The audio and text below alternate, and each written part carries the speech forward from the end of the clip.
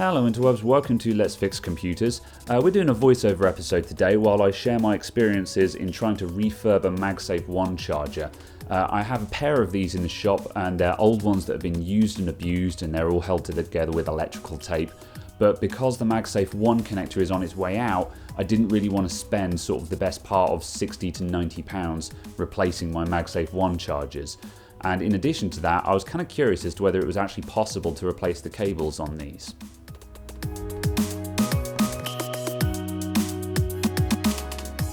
So my first attempt at doing this was just simply to try and open up the charger, because I figured if I can just break the case open, it probably wouldn't be too difficult to resolder the cable. However, my first attempts at just simply prying the case of the charger open were just completely hopeless. I didn't get anywhere. No matter how big the prying tool or screwdriver I was using was, I just couldn't get any movement at all on the case, not even a crack. So the second attempt was I went away and I looked up on iFixit how this was done, and I did find a guide on iFixit, and as per most guides on iFixit, the person who posted it makes it look extremely easy. He implied that if you used a heat gun or hairdryer, you can melt or otherwise damage the glue sufficiently to then pry the case open. But this was also a failure. After about 40 minutes of swearing at this thing and using a lot of brute force and ignorance, I still couldn't open it up. I just about managed to start prying the sides of it, but I wasn't making any real progress. So in the end I lost my temper and got out my Dremel. Now because this was an experiment, I have no fear of just destroying the charger, because this thing was going to get chucked out if I couldn't fix it. So I Dremeled the case open. And we then proceeded to replace the cable, and that was successful. But the problem was I damaged the case and it wouldn't go back together very nicely. So I solved this problem simply by welding the thing up with my soldering iron at max temperature and a really old naff tip on it that I didn't care about. And we ended up with something that was, horrifying but functional. And I then swore that I would never attempt it again. So I then came back a couple of days later with another spare cable to try and do my other one as well. And so let's take a look at how that one went.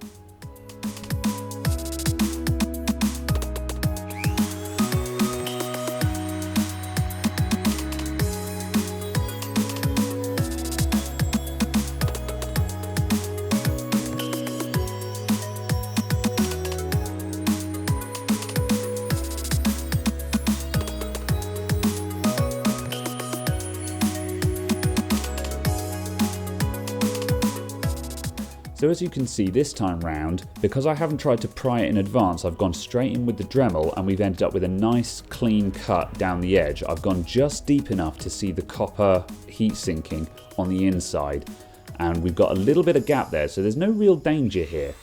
So now we're going to rinse and repeat on each of the other sides of the charger until we've cut the entire case open. Now again, I want to point out this is not the correct way to do this. This is just simply what I resorted to. The reason why I'm showing you this in the first place is because I couldn't work out how the hell you're supposed to open one of these up properly. So I figured that the best way was just to cut it open and then weld it shut again.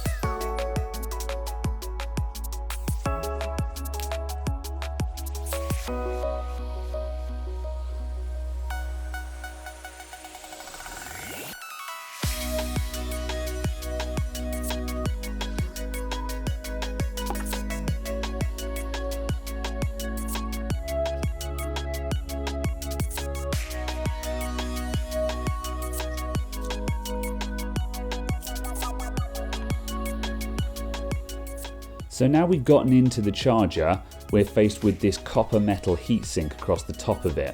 So we're going to cut a little bit of tape away here, and then I was able to lift it up and start unwrapping the interior of the charger. Now this lower layer was actually soldered to the board, so we now warm up the soldering iron and then we desolder that to be able to lift up the other heatsink cover. Now we've got access to that, we now get the old cable strain out of the way so we can pull the cables free, and then we desolder the big huge solder blobs on top of those wires and actually remove the old cable.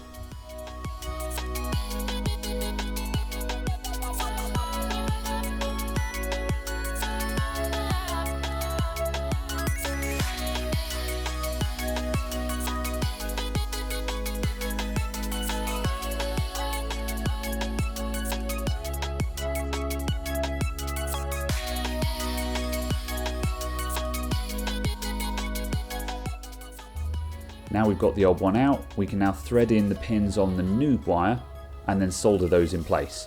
This bit is actually really easy to do. It was by far the easiest part of the entire job. Generally speaking, if you get the case open on your charger, you are 90% of the way there. It was easily opening up the case that was the huge bother of this whole project. So once we've soldered those in, we then just trim the ends and then we reseat the strain relief of the cable back into the hole. Then after that, we close up the copper plate again and we resolder its connections back down just so it sits in place.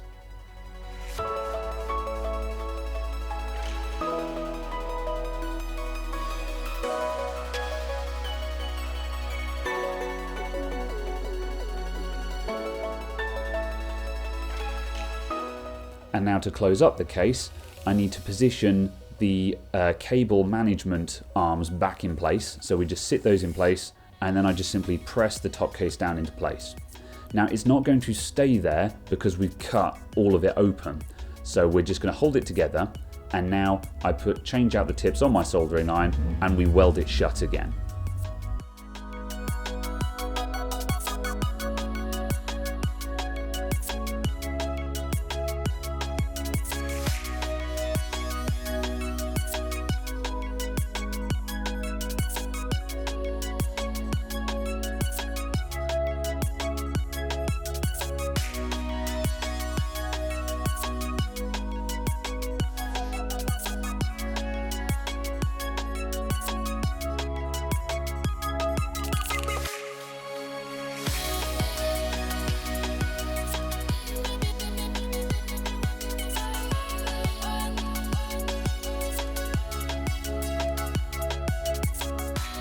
Finally, I take a Stanley blade or a Stanley knife and then we just cut the excess plastic that has melted up off the edges, and that will give us a smooth finish.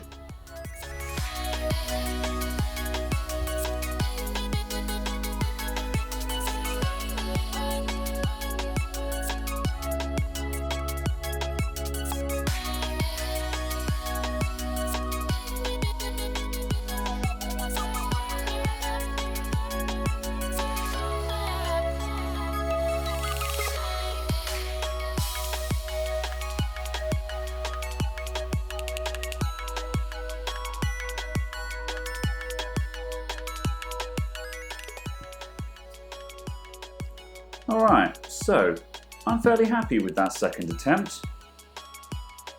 It would be nice if I could properly open this up without having to destroy it. However, going in with the Dremel only, we've definitely seen an overall improvement to the finished product. This one, although the welding finish job is about the same, however, my second attempt here doesn't have any of the prying marks that have been left behind. It's still scruffy. I still wouldn't sell something like this. However, as a home DIY project, plausible. So if you're trying to refurb one of these things and, you've had a go with the prying tools and you can't get the damn thing open, yeah, dremeling the sides, I think that's a viable option. So yeah, not bad. I'm okay with that. So thank you very much for watching, everyone. I'll see you all next time. Goodbye for now.